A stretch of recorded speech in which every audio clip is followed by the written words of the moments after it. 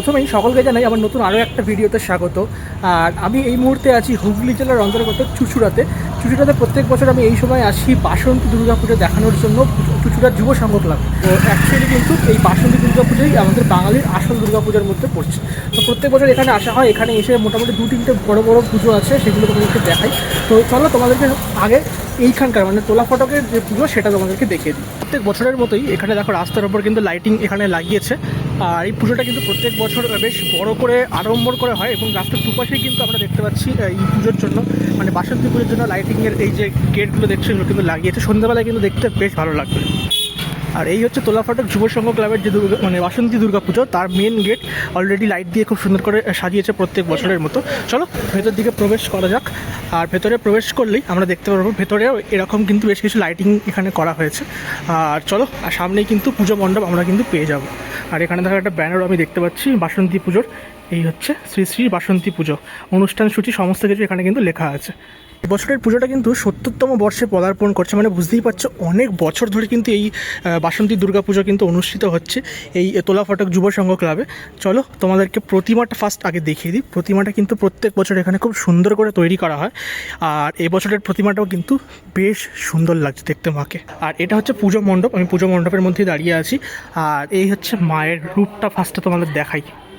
Just অসাধারণ লাগছে মাকে দেখতে। মায়ের মুখটা দেখো, একদম বাংলা মায়ের মুখ, টানা টানা চোখ, একদম মা দুর্গার কি মিষ্টি মুখ, খুব সুন্দর লাগছে মাকে দেখতে। এবং হ্যাঁ, এই ঠাকুরটা কিন্তু চন্দননগর থেকে বানানো হয়েছে। এখানে দেখো লেখাই আছে চন্দননগর সুরের পুকুর সুনীল পাল শিল্পী কিন্তু বানিয়েছেন এই প্রতিমাটি। হ্যাঁ, এই প্রতিমাটা শুনলাম কিন্তু এই বছর মানে লাস্ট ইয়ার কিন্তু দুর্গাপুজোয় কলকাতার একটি প্রতিমার আদলেই তৈরি করা হয়েছে। তবে হ্যাঁ, দেখতে কিন্তু বেশ সুন্দর। আর এই বছরের যে এখানকার আদলটাও একদম মানে অন্যান্য বারে যেমন প্রতিমা হয় তার থেকে অনেকটাই বদলেছে। কেননা এখানে যে বাহনগুলো সেগুলো কিন্তু একদম অন্যরকমভাবে এখানে এবারে সেট করা হয়েছে অন্যবারের থেকে। আর সেটা দেখতে কিন্তু বেশ ইউনিক লাগছে। হ্যাঁ, ঠাকুরটা যদি অল ওভার তোমরা দেখো তাহলে কিন্তু বেশ গর্জিয়াস লাগছে। স্পেশালি চালচিত্রটা নীল করেছে, তো নীলের জন্য এই দূর থেকে লাইটিংটা পড়েছে বলে খুব সুন্দর দেখতে লাগছে মাকে। একটা জিনিস এবারে দেখতে পাচ্ছি, ঠাকুরের মা দুর্গা যে অসুর বধ করছেন, অসুর কিন্তু এবারে পাশে নেই, এখানে কিন্তু শুয়ে আছে। তার উপর কিন্তু মা দুর্গা পা দিয়ে এই ত্রিশূলটা একদম মানে গেঁথে দিচ্ছেন। এইভাবে কিন্তু এবছর অসুরকে এখানে দেখানো হয়েছে। তো এই হচ্ছে এবছরের পুরো ঠাকুরের নিদর্শনটা তোমাদের সামনে রাখলাম। ঠাকুর তো তোমরা দেখতেই পেলে। আর এখানে কিন্তু প্রত্যেক বছর খুব সুন্দর করে এই প্যান্ডেলগুলো সাজানো হয়। আর এছাড়াও লাইটিং দেখো, এখানে কতগুলো ঝাড়বাতি ইউজ করা হয়েছে এই পুরো পুজো মণ্ডপে। এখন অলরেডি জ্বালিয়ে দেওয়া হয়েছে ঝাড়বাতিগুলো, দেখতে কিন্তু ব্যাপক লাগছে। হ্যাঁ, মানে ঝাড় না থাকলে যে কলকাতায় যে বলো বা যে কোনো জেলাতে বলো, যে কোনো পুজোতে এই ঝাড়বাতি কিন্তু দুর্গা পুজোর একটা আলাদাই মাহাত্ম্য এনে দেয়। আর স্পেশালি যখন পুজো শুরু হবে মানে আগামীকাল থেকে ষষ্ঠী থেকে, তখন কিন্তু এখানে ঢাক বাজবে, তখন তার একটা মাহাত্ম্য কিন্তু আলাদা থাকবে। আমরা প্রত্যেকেই শারদীয়া দুর্গা পুজো হয়তো খুব বড় করে সেলিব্রেট করি। কলকাতায় তো শারদীয়া দুর্গা পুজো দারুণভাবে সেলিব্রেট হয়, সবাই তোমরা জানো। এছাড়া জেলাতেও কিন্তু অনেক বড় করে এখন দুর্গা পুজো হয়, শারদীয়া দুর্গা পুজো। তবে অ্যাকচুয়ালি বাঙালির যে আদি দুর্গা পুজো সেটা কিন্তু এই বাসন্তী দুর্গা পুজো। এবং এই বাসন্তী দুর্গা পুজো যদিও সেভাবে স্বীকৃতি পায়নি, তবে এইটাই কিন্তু মেন পুজো। আমাদের যদি পুরোটা ঘাটো, ইতিহাস ঘাটো, তাহলে তোমরা সেটা দেখতে পাবে।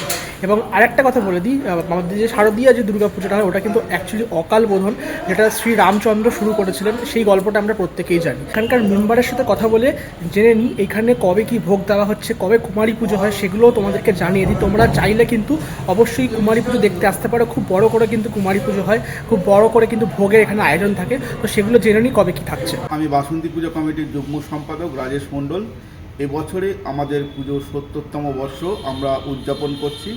তৃতীয়া দিন মহারাজের এসে উদ্বোধন করেন এবং এলাকার বিশিষ্ট ব্যক্তিরা উপস্থিত ছিলেন।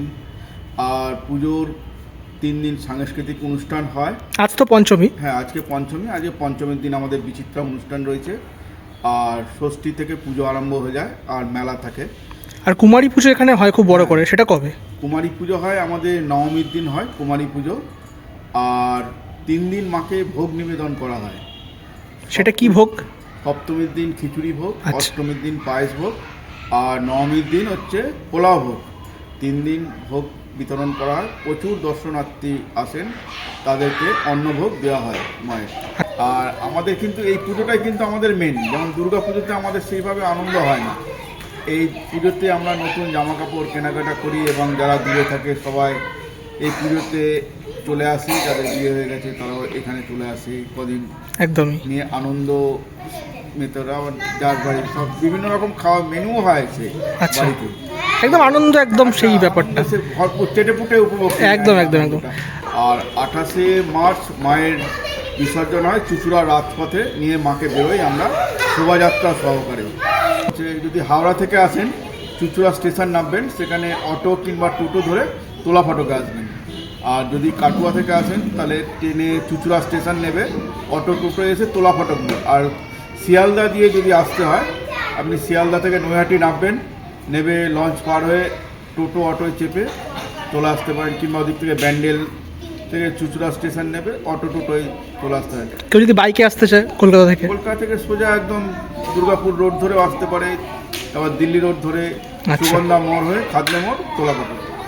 ঠিক আছে। আর আপনারা আমাদের পুজোটাকে বিশ্বর দরবারে পৌঁছে দেওয়ার জন্য বিশেষ অসংখ্য ধন্যবাদ। আর এইভাবে আপনারা এগিয়ে চলুন আর আমাদের পুজোটাকে সাপোর্ট করুন, যাতে প্রচুর মানুষ এই পুজোতে আসতে পারে।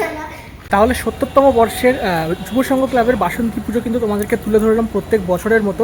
আজ কিন্তু আবারও বলছি পঞ্চমী, আগামীকাল ষষ্ঠী থেকে কিন্তু মায়ের বোধন মানে মায়ের যে পুজো, মেন পুজো, সেটা কিন্তু শুরু হয়ে যাবে।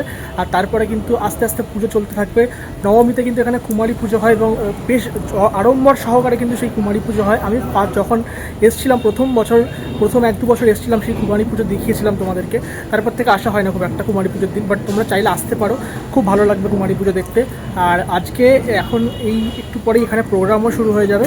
তো সব মিলিয়ে তোমরা যদি এই এই চুঁচুড়ার বা হুগলি জেলার অন্তর্গত বাসিন্দা হও, ডেফিনেটলি এখানে এসে পুজো দেখতে পারো। আশেপাশে ষণ্ডেশ্বর তলা আছে বা আরও বেশ কিছু কয়েকটা পুজো আছে, পেয়ারা বাগানের পুজো আছে, এগুলো পুজো আছে। একসাথে 3-4টে বাসন্তী দুর্গা পুজো তোমরা কিন্তু দর্শন করতে পারো, মাকে দর্শন করতে পারো। আর বলতে পারো বেশ ভালোই লাগবে, একদম নতুন জামা কাপড় পরে কিন্তু চলে আসো, হেভি লাগবে দেখতে।